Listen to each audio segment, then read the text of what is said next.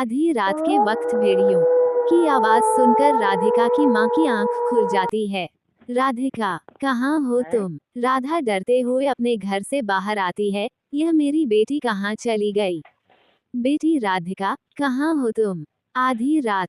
राधिका की माँ की आवाज सुनने वाला कोई नहीं था। मैंने कितनी बार कहा है कि रात होने से पहले घर आ जाया करो, लेकिन मेरी सुनता कौन है? अब आधी रात को उसे कहाँ ढूंढूं? राधा जंगली जानवर से डरते हुए अपनी बेटी को ढूंढने लगती है, पर उसे राधिका नहीं मिलती है। देखते ही देखते सुबह हो जाती है। राधा कहती है, पता नहीं मेरी राधिका कहाँ होगी।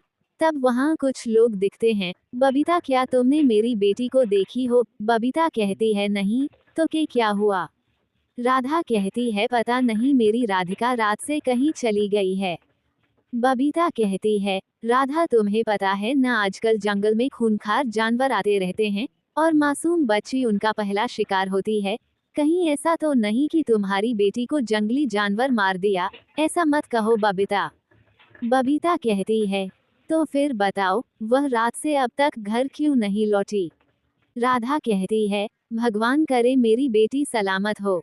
राधा अपनी बेटी को आवाज देती है और आगे बढ़ जाती है। अपनी बेटी को ढूंढते ढूंढते वह नदी के पास पहुंचती है, जहां कुछ लड़कियों के साथ राधिका दिखाई देती है। राधा कहती है, बेटी राधिका, रात भर कहाँ थी? बेटी, कल रात से तुम्हें जंगलों में पागलों की तरह ढूंढ रही हूँ। फिर रामू जी कहते हैं, दरअसल गलती राधिका की नहीं है। कल यह मेरी बेटी ललिता के साथ खेलने आई थी, मगर रात हो जाने की वजह से मैंने ही राधिका को घर नहीं जाने दिया था। राधिका कहती है, हाँ माँ, चाचा जी की बेटी ललिता मेरी दोस्त है। हम उसी के साथ यहाँ खेलने आए थे। राधा कहती है, तुम्हें पता है, मैं रात भर कितनी टेंशन में थी।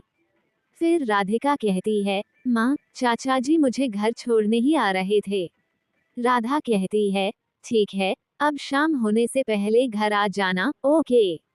राधिका कहती है, जी माँ। राधा अपनी बेटी को जिंदा देख राहत की सांस लेती है।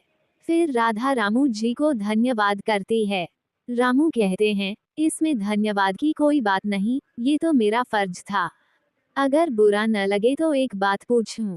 राधा कहती है, जी पूछिए। रामू कहते हैं, आप अकेली खतरों से खेलते हुए यहाँ तक आई, क्या मैं पूछ सकता हूँ आपके पति इस वक्त कहाँ हैं? राधा की आंखों में आंसू आ जाते हैं। फिर राधा कहती है, वो अब इस दुनिया में नहीं है।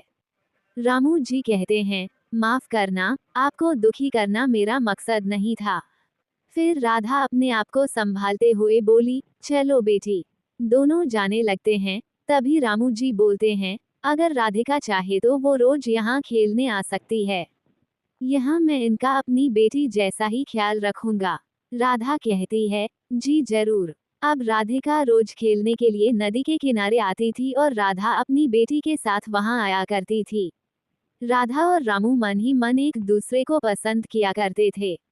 एक दिन रामू राधा से कहता है, राधा जी, एक बात पूछूं? राधा कहती है, जी पूछिए। फिर रामू कहता है, क्या कोई अच्छा आदमी मिले तो आप शादी करेंगी? राधा कहती है, इसके बारे में मैंने कभी नहीं सोचा है, मगर आप मुझसे क्यों पूछ रहे हैं? फिर रामू कहता है, दरअसल मैं भी अकेला हूँ। मेरी पत्नी भी अब इस दुनिया में नहीं है। मैं भी अपनी बेटी ललिता के लिए एक अच्छी माँ की तलाश में हूँ। अगर आप चाहो तो हम एक दूसरे का सहारा बन सकते हैं। फिर राधा कहती है, जब से राधिका के पिताजी छोड़कर गए हैं, तब से मैं भी चाहती हूँ कि राधिका को पिता का प्यार मिले, पर अब ऐसा कोई मिलता ही नहीं जो मेरी बेटी का पिता बन सके। फिर रामू कहता है, अगर तुम चाहो तो मैं तुम्हारी सारी जिम्मेदारी लेने के लिए तैयार हूँ। ये सुनकर राधिका की माँ खामोश हो जाती है। रामू बोलता है, क्या हुआ राधा जी, आपको मेरी बात बुरी लगी क्या? राधा कहती है, नहीं नहीं, मुझे थोड़ा समय दीजिए, मैं सोचकर आपको जवाब देती हूँ। राधा अपनी बेटी के साथ घर चली जाती है। फिर राधा मन ही मन सोचती है, वो हमारा बहुत ख्याल रखेंगे। अगले दिन राधा रामू के पास जाती है और कहती है, रामू जी, क्या राधिका आपको पापा कह सकती है? ये सुनकर रामू खुश हो जाता है। फिर दोनों खुशी खुशी शादी कर लेते हैं। राधा कहती है, आज से हम सब साथ में रहेंगे। इसके बाद राधा की बेटी रामू को पापा कहने लगती है और रामू की बेटी ललिता राधा को माँ कहने लगती है। यूं ही कई महीने बीत जाते हैं और सभी खुशी खुशी रहने लगते हैं।